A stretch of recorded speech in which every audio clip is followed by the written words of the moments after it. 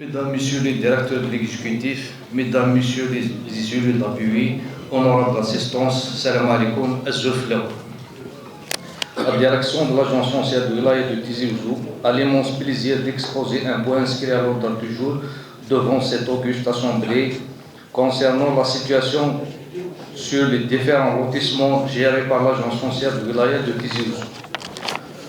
L'agence foncière de Wilaya de Tizi Ouzou gère 165 lotissements répartis sur 32 lotissements sur les 67 communes. Tous ces lotissements sont hérités de ces communes créées avant la promulgation de la loi 90-25 du 18 novembre 90 relative à l'orientation foncière qui a pour objet de fixer la consistance technique et le régime juridique du patrimoine foncier des communes, ainsi que les instruments d'intervention de l'État, des collectivités et organismes publics.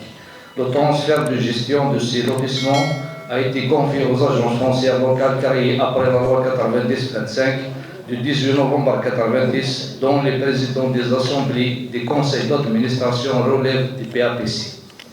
Des communes concernées. À la création de l'agence foncière de Wilaya en 2006, la gestion de ces lotissements relève de cette dernière, dont le président du conseil d'administration est assuré par M. Louali de Tizi Ouzou. L'agence foncière locale, ensuite l'agence foncière de Wilaya, ont procédé à la régularisation de ces lotissements par l'établissement des permis de lotir, dans le but d'établir des actes de propriété aux attributaires sur la base des délibérations établies par les communes concernées avant la promulgation de la loi 90-25. Ces lotissements sont scindés en deux catégories. Lotissement pourvu d'un permis de lotir ou bien d'un certificat de morcellement. Deuxième catégorie, lotissement dépourvu d'un permis de lotir ou bien certificat de morcellement. Donc, les deux catégories sont réparties sur 3 points aussi. Donc, lotissement viabilisé partiellement, lotissement non viabilisé.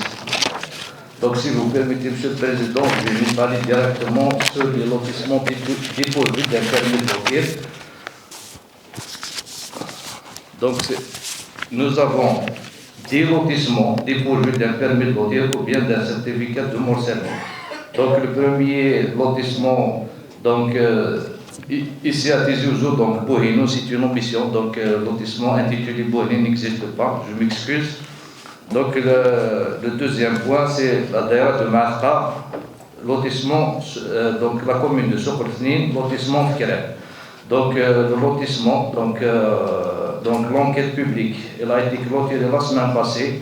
Donc un plan de morcellement a été signé conjointement par l'agence foncière et M. le Duc.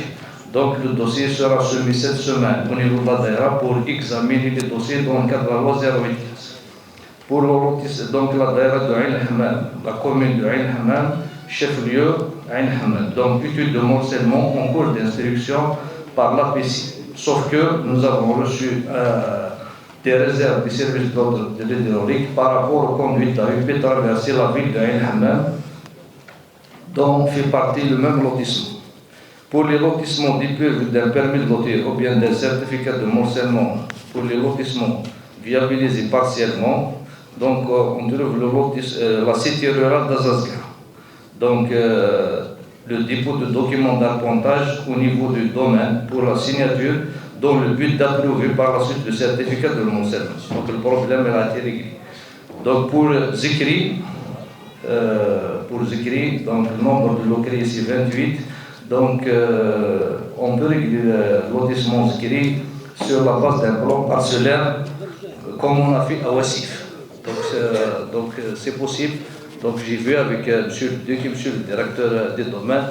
Donc, c'est possible. Donc, on va approuver un plan parcellaire et on peut procéder à l'établissement des actes aux attributaires. Donc, Tizernif,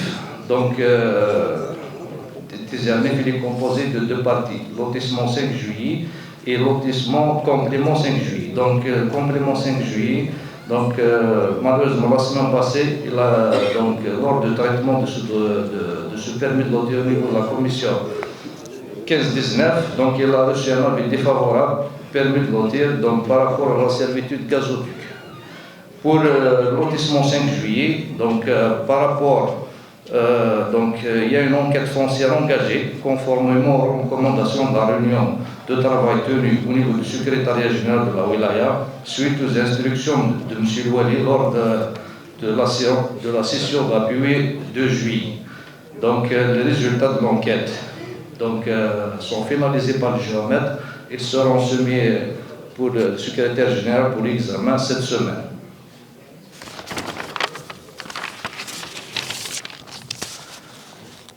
Pour la daïra de Ouagnoul, donc la commune de Taïssa Mimoun, lotissement Akaoul, Bouchouba, donc permis de lotir approuvé, dépôt d'un document d'appontage au niveau des services des domaines pour signature dans le but d'approuver par la suite le certificat de morcellement.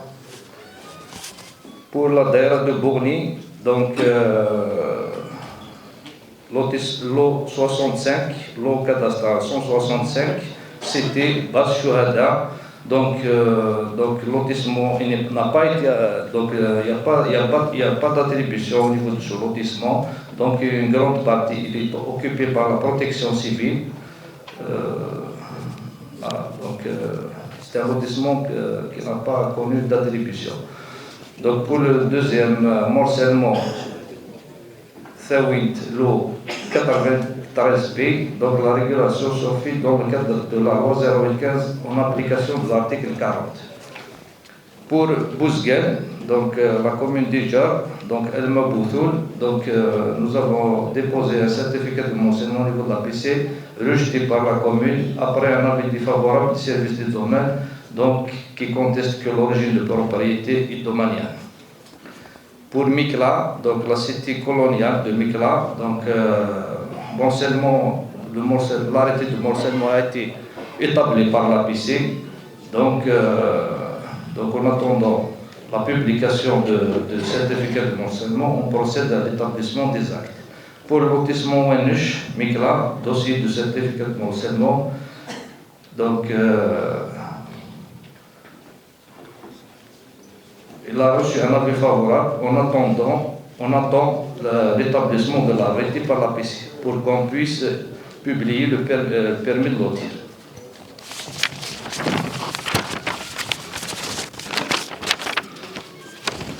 Donc, si on peut faire une petite conclusion, les raisons de non-établissement des actes pour un nombre important de lotissements, donc la majorité des terrains sont bâtis, donc qui sont subordonnés à la régularisation des constructions dans le cadre de la loi 0815.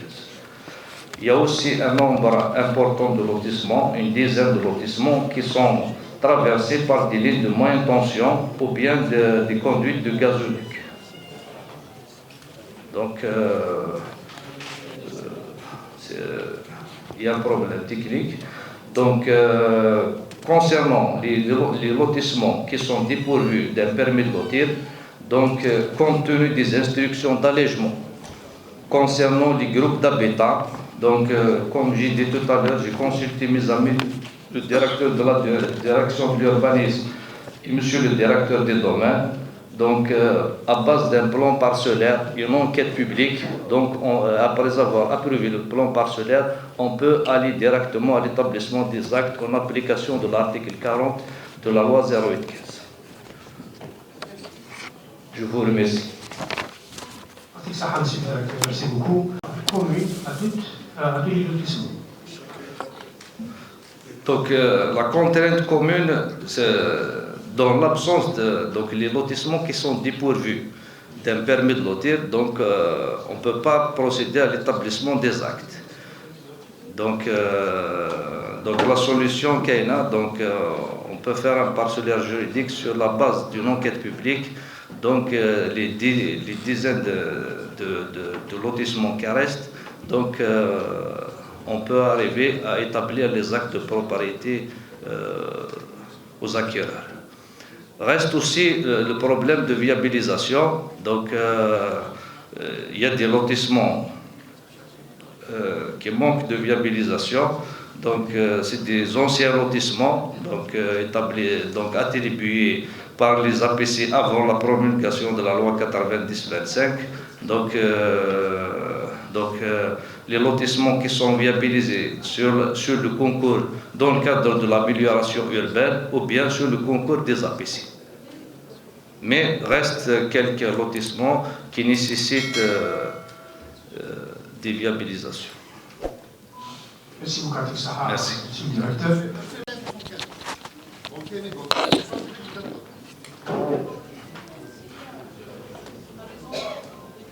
Donc, je parle des lotissements qui sont traversés, frappés par le passage de l'île moyenne tension ou bien conduite gazoduc.